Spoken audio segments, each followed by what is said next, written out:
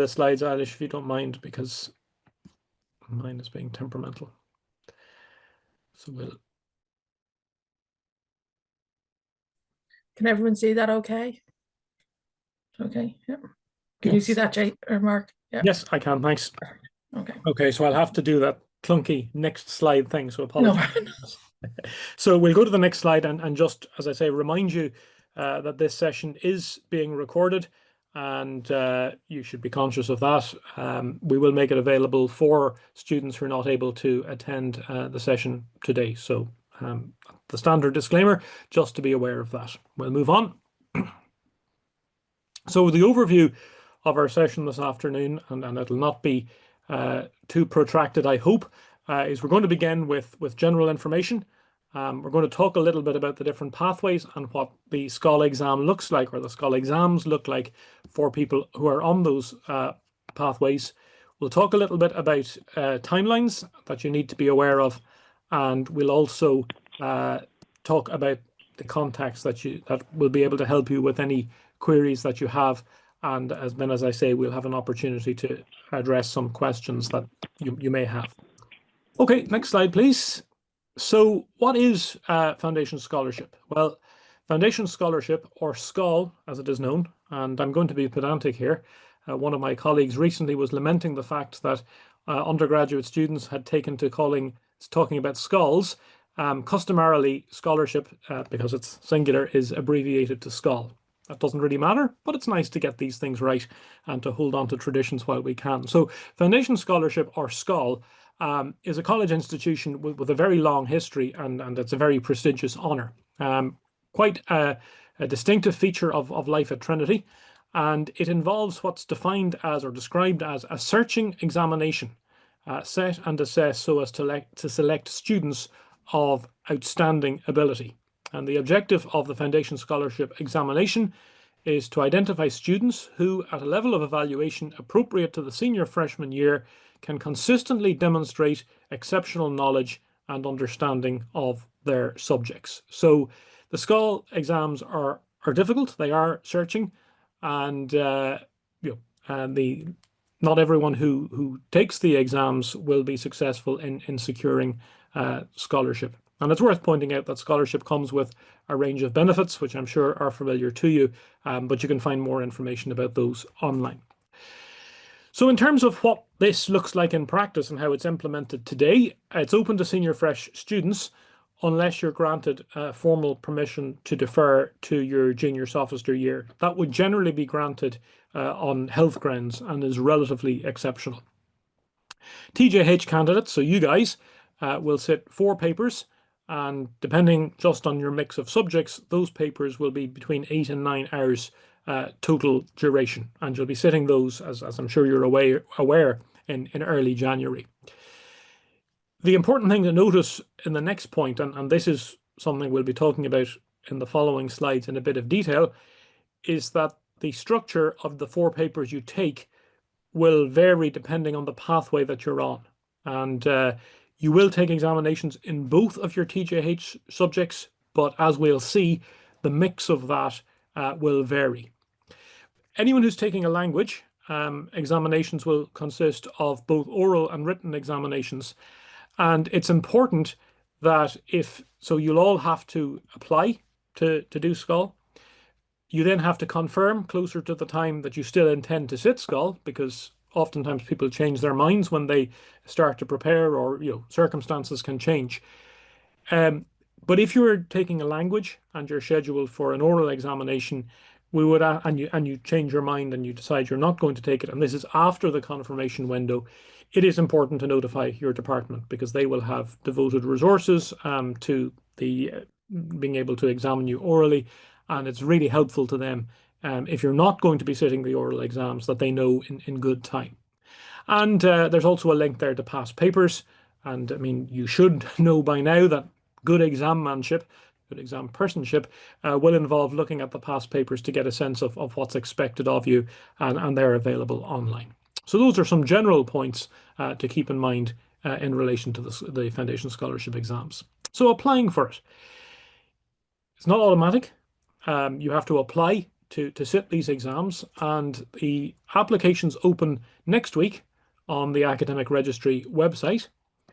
You need to ensure that you select the correct papers for your pathway. That's your responsibility, and you're very welcome to ask for help and advice if you're not sure what you should do, but it is your responsibility to make sure that you've selected the correct papers. There is documentation provided on the Joint Honours website, and there's a link to it in the presentation, which will be available to you afterwards, outlining the exam codes for your pathway selection.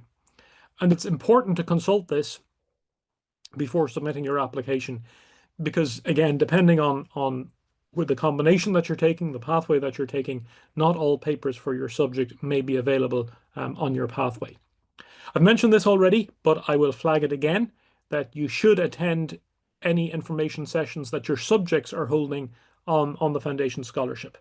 We can talk about the overall structure of the exam, but there's a lot of material about the makeup of the exam for individual subjects that we don't have, and your subject will be able to provide you with that information.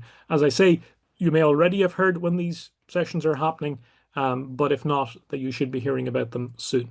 I've emphasized it's your responsibility to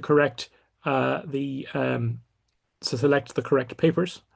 And finally, I remind you again about this confirmation of attendance, which will be later in November. If you apply next week, but don't confirm in November, then you won't be scheduled for an examination and you won't be able to sit the exam. Now, if you confirm and you subsequently find that for whatever reason you're not able to make the exam, that's fine. The world will not fall apart at the seams. But if you can at all, make sure that if you have confirmed, you do turn up for the exams. That would be desirable.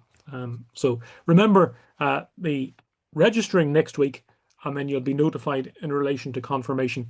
Do confirm, because otherwise you won't be scheduled for an exam.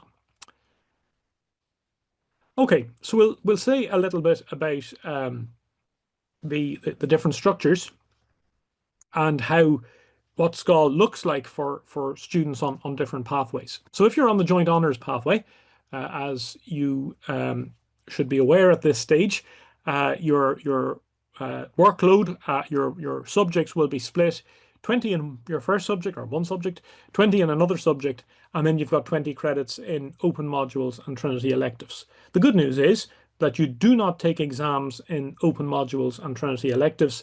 You are only examined the material from your subjects. And if you're on this Joint Honours pathway, it's very straightforward, really. As you might expect, you take 2 exams in each of your subjects. Which exams those are? So most single honours students will be doing 4 exams from one subject. So you will need to check to see which of the 2 exams in each of your subjects are specified for Joint Honours students. And as you'll be discovering with your information sessions with your subjects, the exams cover not just what you've done in this year, the first semester of this year, but also what was covered last year as well. They're designed to cover the first year and a half, essentially. And again, there is a list which will give you the correct exam codes for each subject. So quite a simple setup if you're on the Joint Honours pathway. If you're on the single honours pathway, so students here are taking 40 credits in their single honours subject, 20 credits in breadth, open modules and Trinity electives, and you're not, as of last week, you're not taking your second subject. In this instance, you would take 3 of the 4 exams in your new single honours subject, the subject that you're studying this year, but you will also take an exam in your dropped TJH subject from last year. This relates to the fact that, as I say, SCOL is not just intended to assess Michaelmas term of senior fresh. It looks at your undergraduate career up to this point. Again, as in the previous case, you don't take examinations in open modules or Trinity electives, and once again, you should consult the Foundation Scholarship document for the correct exam codes. So far, I hope, so simple. Major with minor is slightly more complicated, only very slightly. So if you're doing major with minor, you're taking 40 credits in your major subject and 20 credits in your minor subject. And there are two ways, two structures that are available to you for the Foundation Scholarship exam, cunningly named Structure 1 and Structure 2 in this slide. Structure 1 will see you take 3 examinations in your major subject and 1 in your minor subject. And Structure 2, by contrast, will see you take 2 examinations in your major subject and 2 examinations in your minor subject. And this applies for, as I say, for students on the major with minor pathway.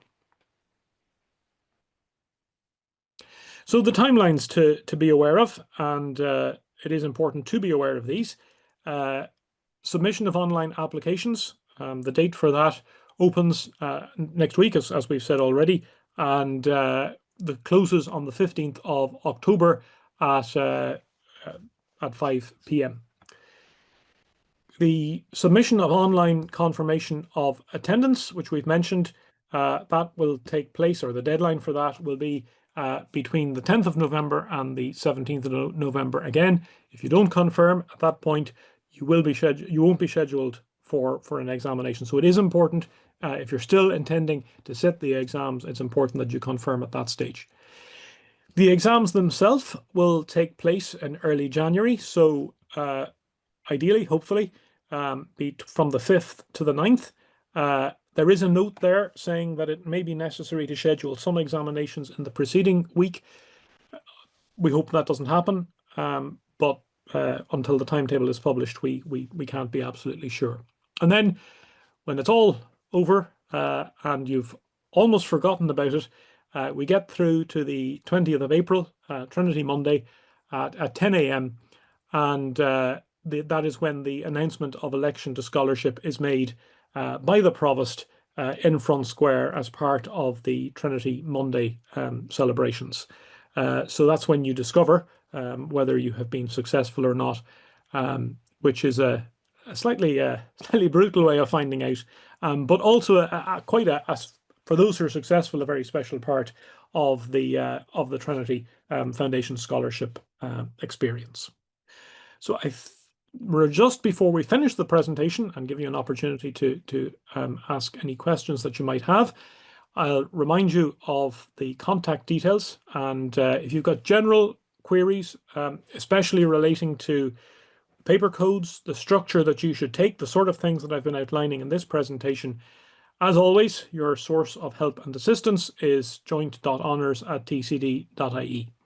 Again, if you have discipline-specific questions that relate to the subjects that you are studying, what will come up on the exam, what are the titles of the exam papers, these sort of things, then you should contact the relevant person who's in charge of SCOL within your department, because that's not information that we are able to give to you.